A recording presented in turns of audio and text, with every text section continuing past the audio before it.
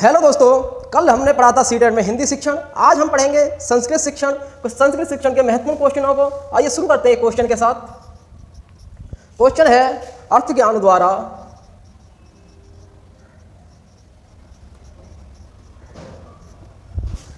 संप्रेषण क्षमता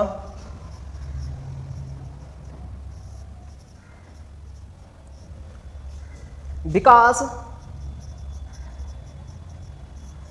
इत्यनेन अभिप्राय अस्ति।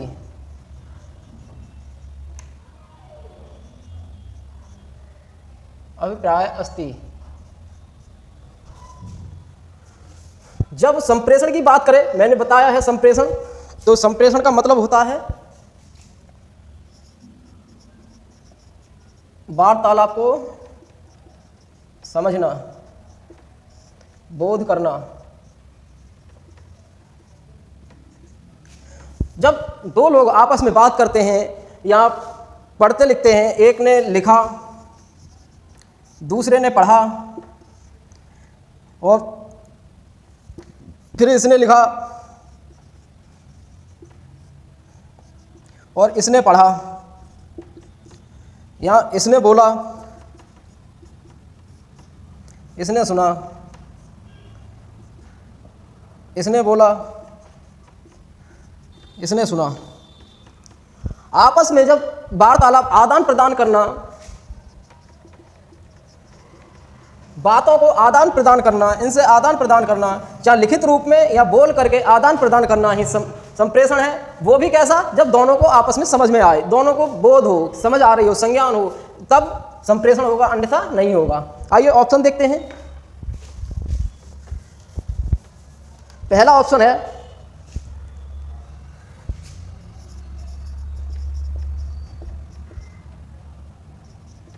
व्याकरणात्मिकी संरचना, दूसरा है शंका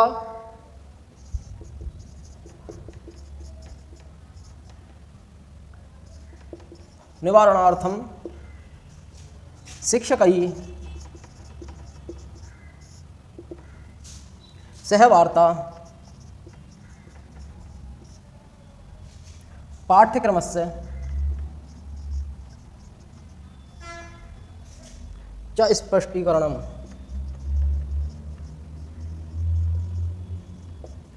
शंका निवारणार्थम शिक्षकै सह वार्ता पाठ्यक्रम च स्पष्टीकरणम।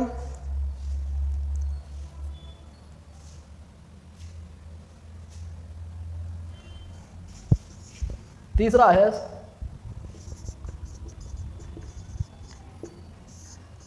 शब्दार्थान प्रयोगान च ज्ञातुम शब्दकोशस्य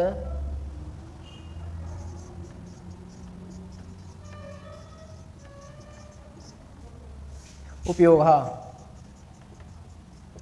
चौथा ऑप्शन है अवबोधनार्थम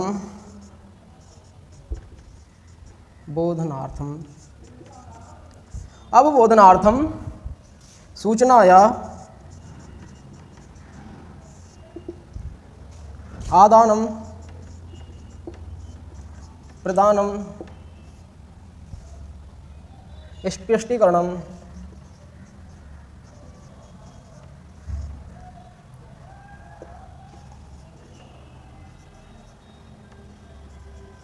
पुनर्रचना चा। अब इसमें से हमें देखना है कि संप्रेषण के बारे में कौन सा सटीक कह रहा है। संप्रेषण में व्याकरण का कोई लेना देना नहीं होता है। व्याकरण से भाषा पर नियंत्रण पाते हैं, परिपक्वता पाते हैं, अधिकार पाते हैं, तो यहाँ पर संप्रेषण से कोई लेना देना नहीं, इसे काट देना। शब्दों का प्रयोग, शब्दों और प्रयोग से ज्ञातुम शब्दकोश, यानी शब्द जो शब्दकोश है उसका उपयोग करना, शब्दों के अर्थ के लिए प्रयोग और शब्दकोश के लिए करना।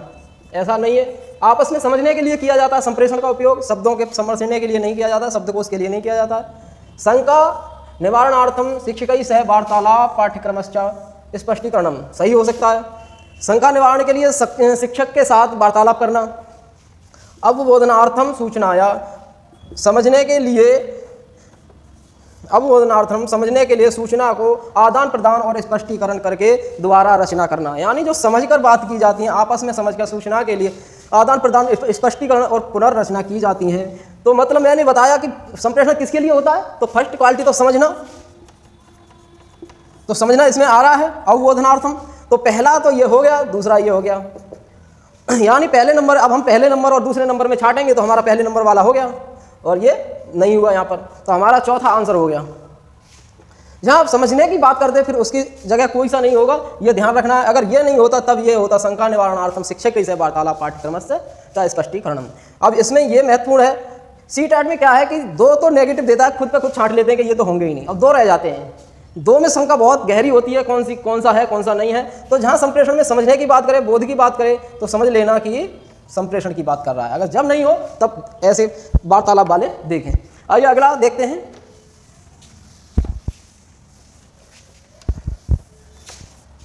अगला क्वेश्चन है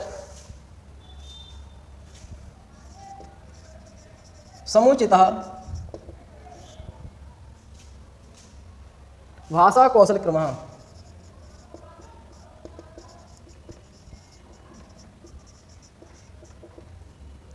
मन्यते।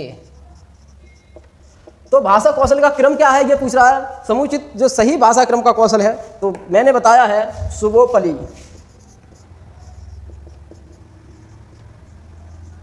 सुबोपली सुनना, बोलना, पढ़ना, लिखना, ये क्रम होता है। सुनना, बोलना, पढ़ना, लिखना। भाषा कौशल सीखे कैसे जाते हैं, एक एक करके सीखे जाते हैं, एक एक करके, और अंतर संबंधित होते हैं आपस में, क्रम से सीखे जाते हैं।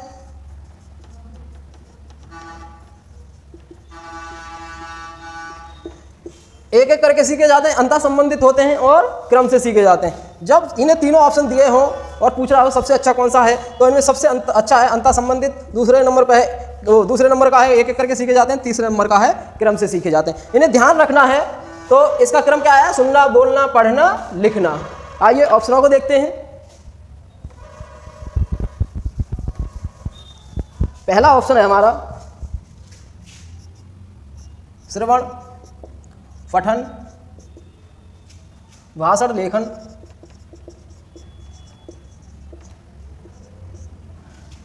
हम यहाँ पर लिख ले रहे हैं सुबोपली, सुनना, बोलना, पढ़ना, लिखना, यानी ये मैच नहीं कर रहा हमारा। अगला है भाषण, श्रवण, पठन, लेखन,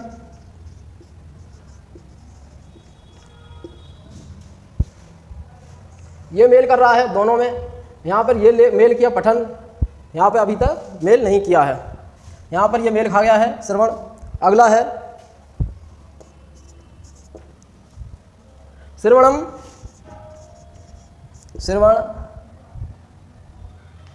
भाषण, अभी तक सही आ रहा है बोलना, लेखन, पठन, मतलब ये भी गलत हो गया यहाँ पे आके। अगला है चौथा श्रवण, भाषण, पठन, लेखन।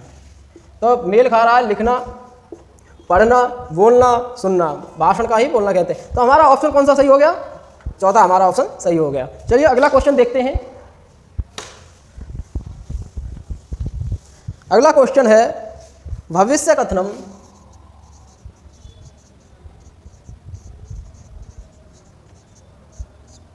भविष्य कथनम इति उपकौशलम।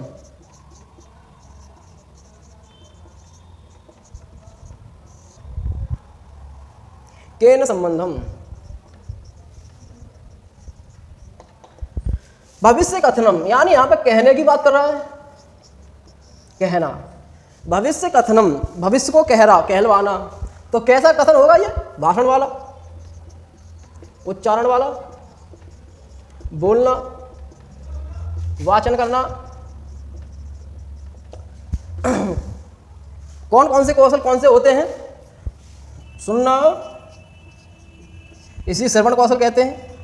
इसमें कथा सुनी जाती है, कही नहीं जाती है। यहाँ भविष्य कह रहा है, भविष्य कथनम, यहाँ सुनी जाती है, यानी भविष्य श्रवणम। ऐसे होता अगर भविष्य सुन रहा है तो कौन सा कौशल बढ़ेगा? श्रवण कौशल होगा। बोलना, कथनम, कथन, भाषण, संभाषण, उच्चारण, पढ़ना, अर्थ, भाव, बोध इत्यादि चीजें आएंगी इसमें। लिखना, भाव प्रकट, अभिव्यक्त, ऐसी चीजें आएंगी इन सब में। तो यहाँ पर सुनना, बोलना, तो हमारा कौन सा होगा? बोलने वाला कौशल होगा। इसमें भविष्य कथनम की बात कर रहा है तो बोलने वाला हमारा होगा। अब देखते हैं किस तरीके से इसमें वर्णित किया है इस बोलने वाले को ऑप्शनों में। आइए,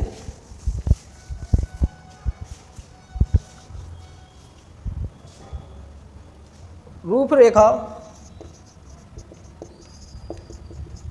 निर्माणेन, दूसरा ऑप्शन है सारांश लेखन, इससे लेखन कौशल सही होगा। टिप्पणी लेखन,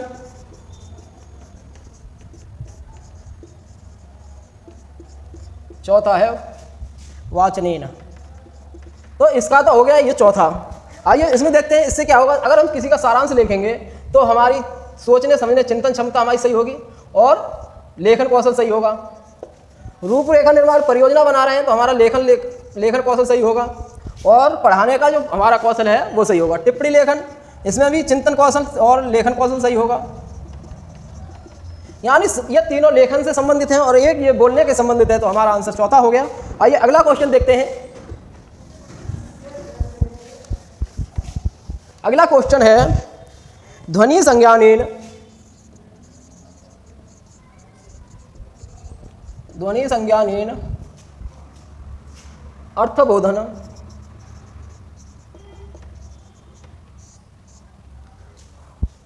प्रक्रिया केन कौशलेन संबंधा, ले संबंधा, केन कौशलेन संबंधा। तो जब मैंने अभी बताया कि जो अर्थ की बात करे, भाव की बात करे, बोध की बात करे, तो समझ लेना पढ़ने कौशल की बात कर रहा है। क्योंकि ये क्वेश्चन सारे हिंदी में आ चुके हैं। जितने भी क्वेश्चन पढ़ने को मिलेंगे संस्कृत में लगभग 90% क्वेश्चन हिंदी में आ चुके हैं। लेकिन फिर भी पता नहीं पुस्तकों वाले कैसे गलत कर देते हैं। जब हिंदी में हमारा यही होगा तो फिर संस्कृत में क्यों नहीं होगा? भाषा तो भाषा सिखाने की बात हो रही है, भाषा सीखने की बात हो रही है, कौशल द्वारा बात हो रही है। तो कौशल एक ही तरीका सीखे जाएंगे, अलग अलग तरीका तो सीख नहीं लेंगे।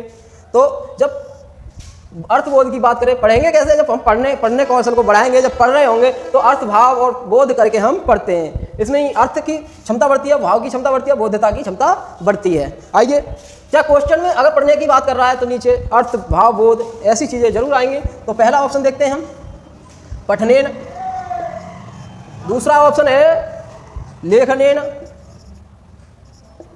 तीसरा ऑप्शन है हमारा भाषणेन। चौथा ऑप्शन है श्रवणेन। तो कैसे अब यह सही हो गया? हमारा जब भाव और प्रकट की बात करें, लेखन की बात करें, तो कोई चीज़ लिखने की बात कर रहा होगा, सुनने भाषण की बात कर रहा है तो बोलने की बात कर रहा होगा, श्रवण कौशल की बात कर रहे हैं तो सुनने की बात कर रहा होगा। तो यहाँ भाव, अर्थ, बोध और ग्रहणात्मक ऐसी चीज़ें लिखी होंगी। ये याद रखना, जिसमें समझ रहा हो, बोध कर रहा हो, ऐसी चीज़ें आए तो मतलब पढ़ने की बातें कर रहा है। तो हमारा आंसर हो गया पढ़ना। मैंने एक किताब में देखा है, उसमें लेखन कौशल को दिया है, लेकिन ये गलत है। हमारा आंसर पठन कौशल होगा। शायद आंसर की हो तो आंसर की देख लेना, ये जिस वर्ष भी आया है तो उसमें पठनेन होगा, ना कि लेख लेन। क्योंकि मैंने सीटेट दिया था तो मेरा सही गया था, इसलिए मैं कह रहा हूँ कि यही सही होगा।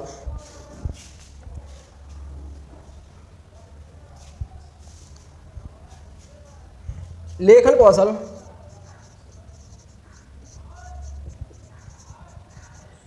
लेखन कौशल विकास समय विकास समय शिक्षिका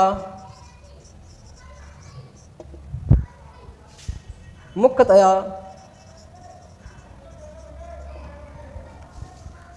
अवधार्येत। लेखन कौशल विकास के समय शिक्षक मुख्यतः क्या समझाता है, क्या धारण करता है? तो पहला ऑप्शन देखते हैं काल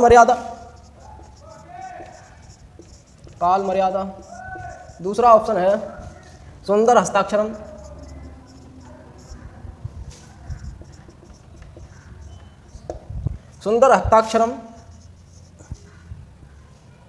व्याकरण। चौथा है भाव अभिव्यक्तम।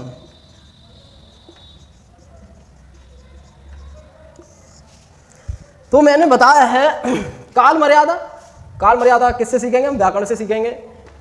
भूत, भविष्य और वर्तमान, ये सारी चीज़ें हम व्याकरण से सीखेंगे। इसमें व्याकरण से परिपक्वता आती है भाषा पर। सुंदर हस्ताक्षर से क्या लेखन कौशल पहचान लेगा, क्या उस पर ध्यान देगा लेखन कौशल पर। लेकिन हाँ, जब लिख रहा हो बच्चा तो वो भाव अभिव्यक्ति जो उसके हैं, जब बच्चा लिख के कुछ टीचर को देखेगा तो वो उसके भाव अंदर से निकल के आएंगे। किस तरीके से इसने लिखा है, क्या इसकी विचारधारा है, वो सब निकल के आएगा। तो जो भाव है, भाव प्रकट करेगा, वो निकलेगा। तो अभिव्यक्तात्मक होता ही है लेखन। मैंने बताया है अभिव्यक्तात्मक बोलना और लिखना। ग्रहणात्मक पढ़ना सुनना, यानी जो ग्रहण कर रहे हैं, ये अभिव्यक्त कर रहे हैं, दूसरे तक पहुंचा रहे हैं, उसे ही अभिव्यक्त कहते हैं। अगला क्वेश्चन देखते हैं हम ध्यान से। अगला क्वेश्चन है हमारा, गीता एकम कथा संग्रह पठती। गीता एकम कथा संग्रह पठती।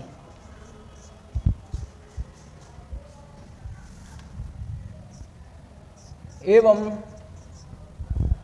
प्रकारकम पठनम कथ्यते। गीता एक कथा संग्रह पढ़ती है, वो एक कथा संग्रह पढ़ रही है। ये कैसा पठन कह सकते हैं, इसे कैसा पठन कह सकते हैं? जब गीता एक कथा संग्रह पढ़ रही हो तो इसे कैसा पठन कह सकते हैं हम? आइए, मैंने बताया है एक कथा, कहानी, नाटक, खेल आदि बच्चे में क्या पैदा करता है? सृजनशीलता, परिकल्पना। ये मुख्य कारण है। अब सारी चिंतन बढ़ाना, परिकल्पना बढ़ाना, सृजनात्मकता बढ़ाना, आदि आदि चीज़ें ये कथा कहानी जोड़ने की, भाषा शिक्षण में या पर्यावरण शिक्षण में या गणित शिक्षण में कहानी पहेली वगैरह जोड़ने का मुख्य उद्देश्य क्या है? जो फर्स्ट उद्देश्य है बच्चे में सृजनात्मकता पैदा करना, और दूसरा जो उद्देश्य है पाठ को आनंददायी बनाना, पाठ्यक्रम को आनंददायी बनाना, यानी रुचिकर बनाना। इसी को हम रुचिकर कह सकते हैं, रुचिकर बनाना।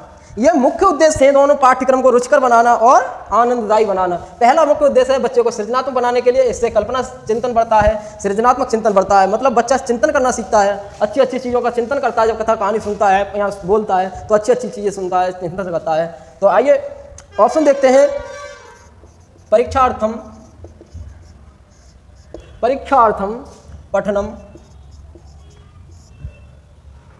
इति। जहाँ परीक्षा की बात करें उसे काट देना चाहिए, परीक्षा के लिए पढ़ रहा है। दूसरा ऑप्शन है आनंदार्थम पठनमिति। आनंदार्थम पठनमिति। तीसरा है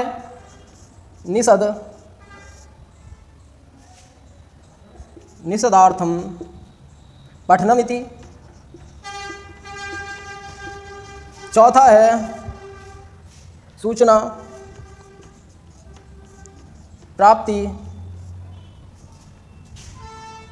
प्राप्तिच्छा इति। सूचना प्राप्ति के लिए, सूचना प्राप्ति की इच्छा है इसलिए वो कथा को पढ़ रही है। निषद यानी स्वच्छता के लिए पढ़ रही है, अपने भाषा को स्वच्छ करने के लिए पढ़ रही है। आनंदार्थम यानी रुचिकर पाठ है इसलिए पढ़ रही है। तो हमारी कथा वगैरह जब जोड़ी गई हैं तो आनंददायी के लिए जोड़ी गई हैं, रुचिकर के लिए जोड़ी गई हैं। तो यहाँ पर परिकल्पना होती या चिंतन होता या सृजनात्मकता होता तो वो आंसर होता, अगर वो नहीं है तो इसे तो हम काट ही देंगे परीक्षा के लिए, स्वच्छता के लिए, सूचना प्राप्ति के लिए। ये भी सही है, ये भी सही है। जब हम कोई संग्रह या कुछ पढ़ते हैं तो जानकारी के लिए पढ़ते हैं, लेकिन यहाँ पर जानकारी की बात नहीं हो रही है, यहाँ NCF की बात हो रही है। ये याद रखना, जब कोई संग्रह ना हो, यदि उसमें दिया हो कि बारीकी से पढ़ रही है तो उस किसी सूचना के लिए पढ़ रही है, अन्यथा नहीं। क्योंकि बारीकी से हम जब पढ़ते हैं, जब हम छोटे पे कक्षा 1, 2 या 3 में पढ़ रहे थे तो टीचर हमें एक पाठ दे देते थे कि इस शब्द को ढूंढो, कोई शब्द दे देते थे कि इस शब्द को इस पाठ में ढूंढो। तो जब हम ढूंढते थे तो कितने ध्यान से, कितनी बारीकी से पढ़ते थे, हमें आता तो था नहीं कि क्या, तो हम शब्द मिला मिला के, वर्ण मिला मिला के पढ़ते थे। तो उसे ही हम बारीकी से पढ़ना कहेंगे, तभी हम सूचना प्राप्ति के लिए पढ़ते हैं। तो हमारा आंसर हो गया आनंदार्थम पठनम इति। अगर बारीकी दे देता तो सूचना वाला हो जाता। तो हमारा आंसर सेकंड आंसर।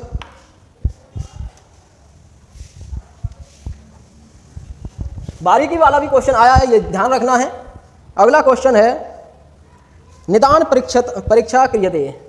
क्वेश्चन है निदान परीक्षा क्रियते। तो निदान परीक्षा क्रियते, निदानात्मक जो परीक्षा होती है वो कैसी होती है, किसके लिए होती है, आइए जानते हैं। निदान और उपचार 2 तरह की परीक्षा होती है, निदान और उपचार। जब निदान की बात करें तो उपचार मन में ले लेना चाहिए। निदान कहते हैं जानकारी हासिल करना, जानकारी प्राप्त करना, कमजोरी की जानकारी, क्या कमजोरी है, त्रुटि कहाँ त्रुटि कर रहा है, और आर्थिक कमजोरी, बुद्धि लब्धि। अब उसका उपचार करना, जो जानकारी हमने प्राप्त की है बच्चे की कमजोरी की या किसी और समस्या की, वो समस्या का समाधान करना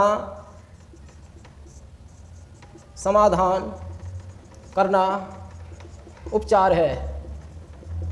जो कमी हमने निदान के द्वारा प्राप्त की है, निदान का अर्थ होता है प्राप्त करना।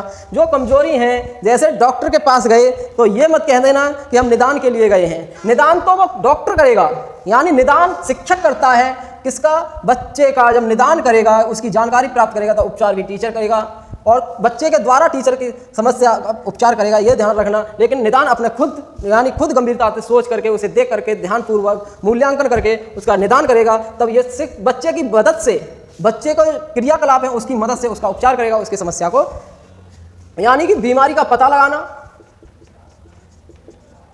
लगाना, उसके बाद दवाई जो दी जाती है, दवाई देना उपचार है। ये ध्यान रखना है। कहीं कहीं हम भूल जाते हैं कि निदान क्या है और उपचार क्या है। यही चीज़ हमें बारीकी से ध्यान रखनी है, उपचार और निदान की। आइए ऑप्शन देखते हैं। पहला ऑप्शन है रचनात्मक परीक्षा, दूसरा है सतत परीक्षा, तीसरा है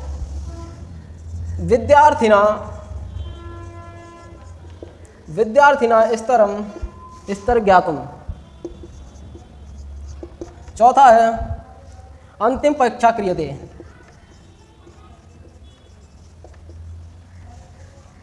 अंतिम परीक्षा क्रियते। रचनात्मक परीक्षा यानी अलग अलग तरीके से जो परीक्षा की जाती हैं उसे मान लेना, अलग अलग तरीके से परीक्षा करना, सतत परीक्षा करना, सभी तरह की परीक्षा करना।